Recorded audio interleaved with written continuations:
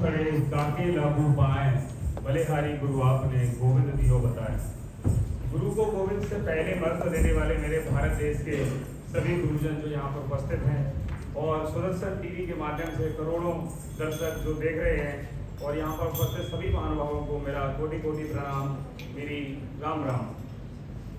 सर्वप्रथम मैं सुदर्शन न्यूज़ का बहुत बहुत आभारी हूँ कि जिन्होंने मुझे गुरु सम्मान समारोह में बुलाया और मुझे सम्मानित किया और अपनी बात रखने का मौका दिया। सुदर्शन न्यूज़ वास्तव में एक राष्ट्र धर्म को समर्पित, राष्ट्रवादी और हिंदुत्व प्रेमी राष्ट्रीय न्यूज़ चैनल बनकर देश की सेवा कर रहा है, जो कि हमारे देश के अलग अलग मुद्दों को समय समय पर उजागर करता है।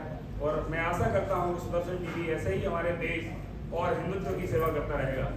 My name is Neeraj Pathak, I am an engineering and management professional serving in Japanese MNC in Gurugram, and I born and brought up in Aligarh, Uttar Pradesh, currently residing in Gurugram. And regarding my education, I am post-graduated from Indian Institute of Management, Trichy, and graduated in engineering from UP Technical University. मेरे गुरुजन और मेरी माता पिता की प्रार्थना और आशीर्वाद से मुझे कई राष्ट्रीय और अंतर्राष्ट्रीय पुरस्कारों से भी नवाजा जा चुका है for new technology development and leadership in technology and management in India. उसके लिए मैं सभी सरकारी और निजी संस्थानों का बहुत बहुत आभारी हूँ जिन्होंने मुझे इन पुरस्कारों से नवाजा। कल हम सभी ने डॉक्टर सर्वपल्ली राधाकृष्णन जी के जन्म जयंती के अवसर पर गुरु शिक्षक दिवस मनाया और इसी शिक्षक दिवस की कड़ी में सुदर्शन न्यूज़ ने आज यहाँ गुरु सम्मान समारोह का आयोजन किया है। सच में डॉक्टर सर्वपल्ली राधाकृष्णन एक ऐसे व्यक्ति थे जिन्होंने अपनी आइडियोलॉजी में शिक्षा को सर्वप्रथम रखा और डॉक्टर सर्वपल्ली राधाकृष्णन जी का यही कहना था कि हमारे देश के सभी नागरिकों और देश का विकास शिक्षा से ही संभव है। Education is the only key for self development and social development in our country.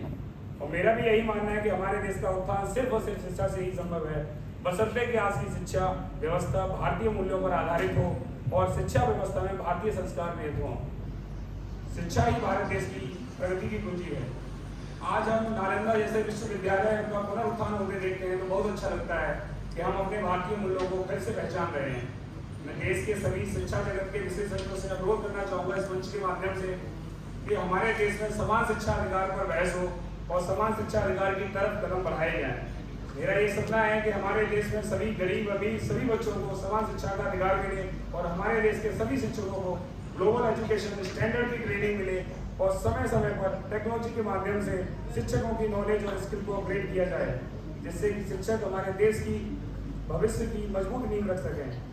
और मैं अपने देश के सभी गुरुजनों से प्रार्थना भी करना चाहूँगा कि आप अपने स्टूडेंट के लिए एक आदर्श व्यक्तित्व प्रदर्शित करें। जैसा कि मैंने अपने जीवन कालखंड में महसूस किया है कि आज की जनरेशन बहुत ही इंटेलिजेंट और लॉजिकल है, अगर उसे सही दिशा देने की जरूरत है। मेरा ये मानना है कि शिक्षक भारतीय सांस्कृतिक मूल्यों को लॉजिक के साथ शिक्षा में शामिल करें और आज की जनरेशन समझेगी भी और उसे अपनाएगी भी। आज की जनरेशन सिर्फ कहने से नहीं बल्कि करके दिखाने से ज़्यादा प्रभावित होती है। आज की शिक्षा व्यवस्था को टेक्नोलॉजी ने एक नया रूप दिया है। विभिन्न टेक्नोलॉजी के माध्यम से शिक्षा व्यवस्था सुगम हुई है। टेक्नोलॉजी के सही उपयोग से हम शिक्षा व्यवस्था को और निरंतर सुदृढ़ कर सकते हैं।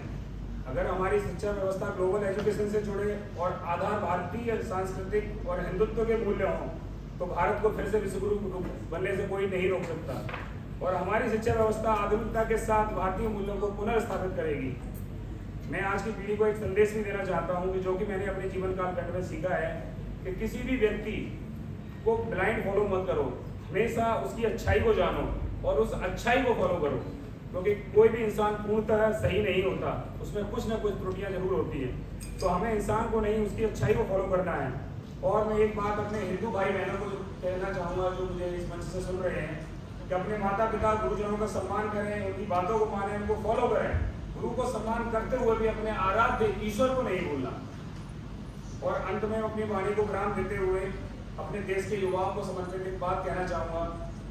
हम युवा देश की ताकत हैं, परिवर्तन लाकर मानेंगे। हम युवा देश की ताकत हैं, परिवर्तन लाकर मानेंगे। कर देंगे ऐसे काम जिन्हें सब मील का पत्थर जानेंगे, सब मील का पत्थर जानेंगे। तिरस्कार नहीं हो पाएगा ये वतन, तिरस्कार नहीं हो पाएगा ये वतन।